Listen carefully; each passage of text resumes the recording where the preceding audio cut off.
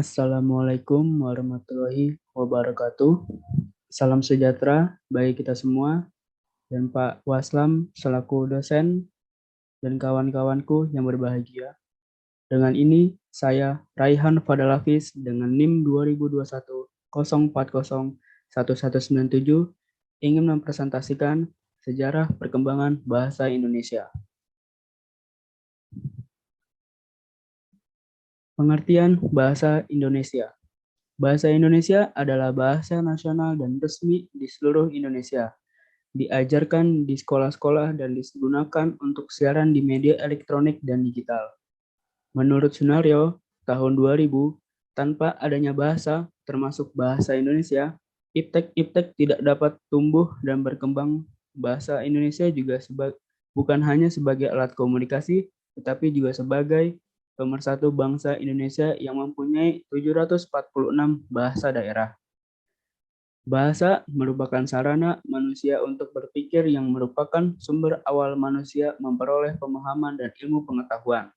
Sebagai simbol sebuah pemahaman, bahasa telah memungkinkan manusia untuk memahami apa yang ada di sekitarnya dan mengantarkan dia memiliki ilmu, pengetahuan, dan keahlian. Secara sederhana, bahasa diartikan sebagai alat untuk menyampaikan sesuatu yang terlintas di dalam hati, namun lebih jauh, bahasa adalah alat untuk berinteraksi atau alat komunikasi dalam arti untuk menyampaikan pikiran, gagasan, konsep, atau perasaan. Sebagai bahasa resmi, bahasa Indonesia dipakai sebagai bahasa pengantar di lembaga-lembaga pendidikan mulai dari kanak-kanak sampai dengan perguruan tinggi. Sejarah singkat bahasa Indonesia. Bahasa Indonesia lahir pada tanggal 28 Oktober 1928. Pada saat itu, para pemuda dari berbagai pelosok Nusantara berkumpul dalam kerapatan pemuda dan berikrar. Satu, bertumpah darah yang satu, tanah Indonesia, berbangsa yang satu, bangsa Indonesia, dan menjunjung bahasa persatuan bahasa Indonesia. Ikrar para pemuda ini dikenal dengan nama Sumpah Pemuda. Bahasa Indonesia dinyatakan kedudukannya sebagai bahasa negara pada tanggal 18 Agustus 1945 karena pada saat itu Undang-Undang Dasar Negara Republik Indonesia dalam Undang-Undang Dasar 1945 disebutkan bahwa bahasa negara ialah bahasa Indonesia dalam pasal 36. Keputusan Kongres Besar Bahasa Indonesia 2 tahun 1954 di Medan antara lain menyatakan bahwa bahasa Indonesia berasal dari bahasa Melayu. Bahasa Indonesia tumbuh dan berkembang dari bahasa Melayu yang sejak zaman dahulu sudah dipergunakan sebagai bahasa perhubungan, lingua franca, bukan hanya di Kepulauan Nusantara, melainkan juga hampir di seluruh Asia Tenggara. Perkembangan bahasa Indonesia. Globalisasi yang terjadi ditandai dengan berkembangnya teknologi. Teknologi adalah keseluruhan sarana untuk menyediakan barang-barang yang diperlukan bagi kelangsungan dan kenyamanan hidup manusia. Menurut Kamus Besar Bahasa Indonesia KBBI.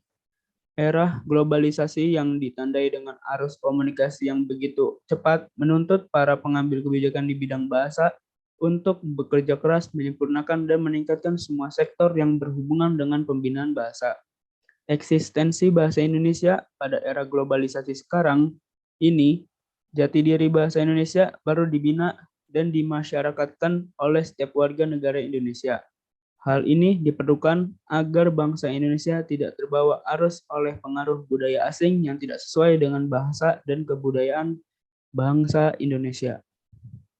Eksistensi bahasa Indonesia sebagai bahasa nasional dalam pergaulan pada era globalisasi perlu diperhatikan oleh masyarakat Indonesia.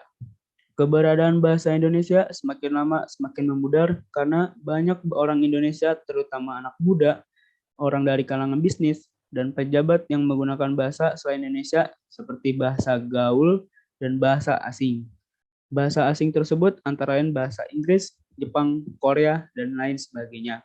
Tentu ini merupakan kenyataan yang ironis karena orang Indonesia justru bangga apabila mereka menguasai bahasa asing daripada menguasai bahasa mereka sendiri. Pengaruh alat komunikasi yang begitu canggih harus dihadapi dengan mempertahankan jati diri bangsa Indonesia. Melihat persoalan ini, Tidak ada kata lain kecuali menegaskan kembali pentingnya pemakaian bahasa Indonesia dengan kaidah yang baik dan benar.